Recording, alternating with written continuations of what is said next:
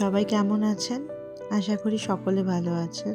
আমি বিপাশা, আমি চলে এলাম নতুন একটা ব্লগ নিয়ে। নেদারল্যান্ডে আসার পর একটা রো হাউসে ছিলাম। সেটার ভিডিও আগেই আমি শেয়ার করেছি। সেখানে অনেক কিছু প্রশ্নের সম্মুখীন হয়েছিলাম, সেই উত্তরগুলো দেওয়ার চেষ্টা করব এবং এখন যে অ্যাপার্টমেন্টেতে আমরা থাকি সেটাও আপনাদেরকে ঘুরিয়ে দেখাবো। এই অ্যাপার্টমেন্টেতে প্রায় আমরা 1-1.5 বছর হতে চললো আছি। কখনো ভিডিও করে দেওয়া হয়নি, ভাবলাম ছোট একটা ভিডিও করে দিই আপনাদের সাথে। নেদারল্যান্ডে যারা আসছেন তারা দুটো সাইট আছে, যেটা হলো প্যারারুইস আর একটা হলো ফুন্ডায়েনেল। এই দুটো অ্যাপসের মাধ্যমে আপনারা এখানে বাড়ি ভাড়া খুঁজে পেতে পারবেন। এছাড়াও কিছু গ্রুপ আছে ফেসবুকে, সেখান থেকেও খুঁজে পাবেন।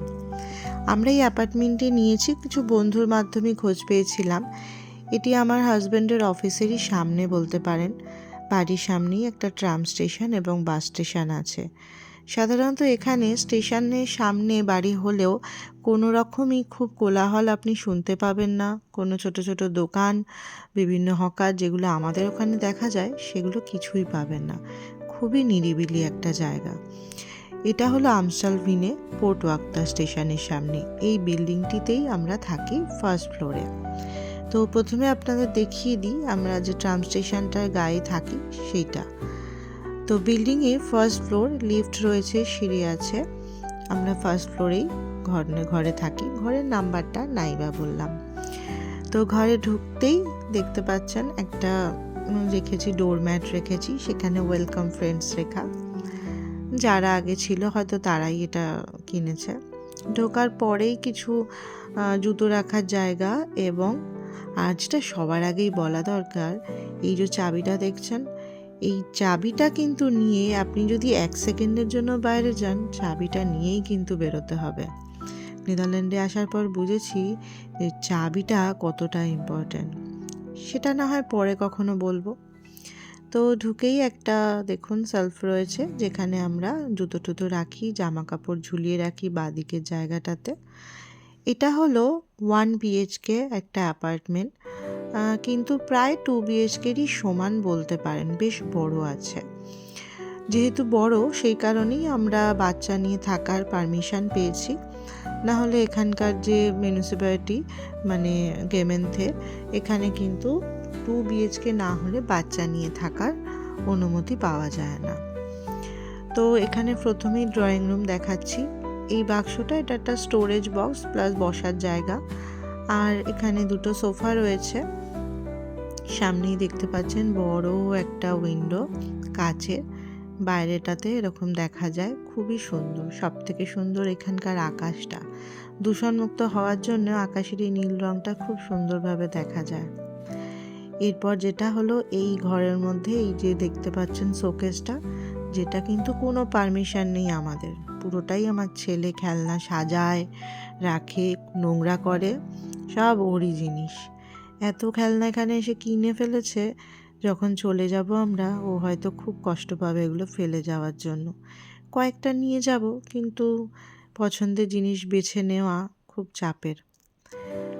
আর এখানে যেটা রয়েছে, সেখানে হলো কিছু কম্পিউটারের অ্যাক্সেসরিজ, ক্যামেরা, এইসব জিনিসপত্র রাখি। আর এই ছোট পার্টটাতে আমার ঠাকুর রয়েছে, বজরংবলী, সরস্বতী ঠাকুর আর শিব ঠাকুর। শিব ঠাকুরটা আমি কলকাতা থেকেই এনেছিলাম। গতবারও যখন এসেছিলাম এই শিব ঠাকুরটাই এনেছিলাম। আর আমার বাবার ছবি রয়েছে এখানে, ফুলদানি সাজানো ছিল, বিশ্বাস করুন, কিন্তু সাজানো কিছু থাকে না। এটা একটা টিভি ইউনিট আছে, আর এই টুকটাক যেগুলো রাখার জন্য জিনিসপত্র। এবারে ক্রিসমাসে ছেলে এই ক্রিসমাস ট্রিটা কিনেছিল, সাজিয়েছিলাম। এখন আর সাজানো নেই, আবার যখন ক্রিসমাস আসবে সাজাবো। এখানেই ডাইনিং এরিয়াটা রয়েছে। এই টেবিলটা ছোট বড় করা যায়, এখন ছোট করেই আমরা রাখি, যেহেতু 3 জনে বসি আমরা। এটা চাইলে আপনি বড় করতে পারেন। এছাড়া রয়েছে এই একটা আলমারি মতো দেয়া রয়েছে। এই ওয়ার্ড্রপটার মধ্যেই আমি ছেলের বই এবং কিছু ডেলি জামা কাপড় আর আমাদের কিছু যে লাগেজ এনেছিলাম ইন্ডিয়া থেকে, সেগুলো সব রাখা আছে। আর একটা ছোট কিচেন আছে। এই পাইপলাইনের গ্যাস, এখানে অনেক গ্যাস ছাড়াও এখানে হিটার টাইপেরও এক ধরনের গ্যাস হয়, যেগুলো ইন্ডাকশানের মতো। একটা এখানে ছোট রয়েছে শোকেস, এই শোকেস না মানে ক্যাবিনেট, সেই ক্যাবিনেটের মধ্যে কাচের জিনিসপত্রগুলো রাখি। এরকম ছোট ছোট দিয়েছে যেখানে বাসনপত্র রাখা যায়। আর রান্নার পাশে এই যে দেখুন গ্যাসের পাশে ছোট জায়গাটা, এখানে আমি কাটাকুটি যা করার, রুটি টুটি বেলার, এগুলো সব করি। আর এই প্রয়োজনীয় টুকটাক জিনিস রাখা, আর ওপরে সব মশলা টশলা রাখা রয়েছে। এই বাক্সগুলো আমি ইন্ডিয়া থেকেই আসার সময় এনেছিলাম, খুব হেল্প করে এগুলো, একসাথে সব রাখা যায়। আর একটা মাইক্রোওভেন দিয়েছে, যেটাতে আমি আমার কেক বানাই, সব কিছু গরম করি। আর এই ইন্ডিয়া থেকে একটা মিক্সার গ্রাইন্ডার এনেছিলাম, এটা খুব হ্যান্ডি, সেই কারণে এটা নিয়ে এসেছি। কারণ এখানকার মিক্সিং যে জারগুলো সেগুলো এত বড় হয়, যেগুলোতে আমাদের এই ছোটো ছোটো মশলা বাটা খুব প্রবলেম। আর এই টুকটাক জিনিস রেখেছি। দেখুন বাজার থেকে ফুলকপিটা এনেছে আমার বর, কত বড় আর কি সুন্দর দেখতে। তো যাই হোক, আর যেটা দেখানো হয়নি, এখানে একটা ডিশ ওয়াশারও দিয়েছে আমাদের। মাঝে মাঝে খুব ইচ্ছা না করলে তখন মেজে নিই, না হলেই হাতেই মেজে নিই আমি।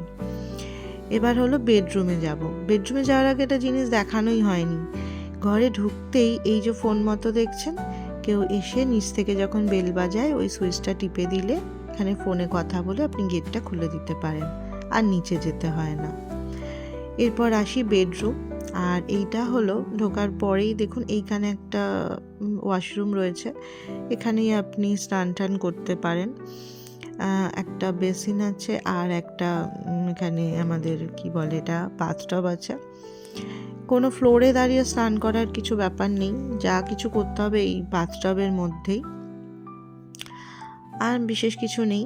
এবার হলো বেডরুম। বেডরুমে এখানে একটাই, খাটটা এতটাই ছোট যে আমরা আরেকটা কিনে নিয়েছিলাম আগে যে এখানে থাকতো তার কাছ থেকে, তো পাশাপাশি দুটো রেখেছি, যখন যা যেখানে মন চায় সেখানে শুতে পারি। আর এখানে দেখুন ওই যে বারান্দাটা দেখা যাচ্ছে, বারান্দাটা একদম মানে যেখানে আপনার গাছের ফুল টুল সব দেখাই, ওটাও এই বেডরুমের সংলগ্ন বড় একটা উইন্ডো দিয়েই দেখা যায়। সোফা একটা ভেতরেই রেখেছি, যে পুরনো সোফা এটা, কারণ নতুন সোফা একটা কেনা হয়েছে। আর একটা বড় আয়না রয়েছে। আর এখানে টয়লেটটা আলাদাই থাকে বেশি, আপনার মানে পটি করার জায়গাটা অনলি শুধু সেটাই থাকবে, কোনো জলের ব্যবস্থা সেরম নেই। ছোট্ট একটা বেসিন রয়েছে হ্যান্ড ওয়াশ করার জন্য।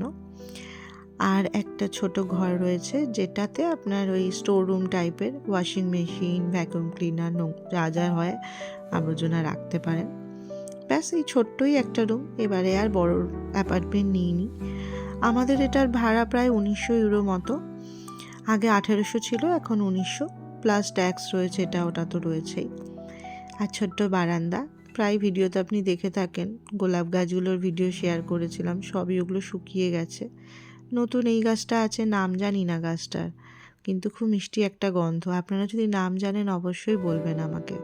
আর কিছু টিউলিপ লাগিয়েছি, জানি না হবে কি না, হলে আপনার অবশ্যই দেখাবো। এটা বাইরেটা আমার প্রতিবেশী বলতে পারেন, কিন্তু কাউকে চিনি না। তো ভিডিওটা কেমন লাগলো অবশ্যই জানাবেন, আর আমার পাশে থাকবেন। Bye bye.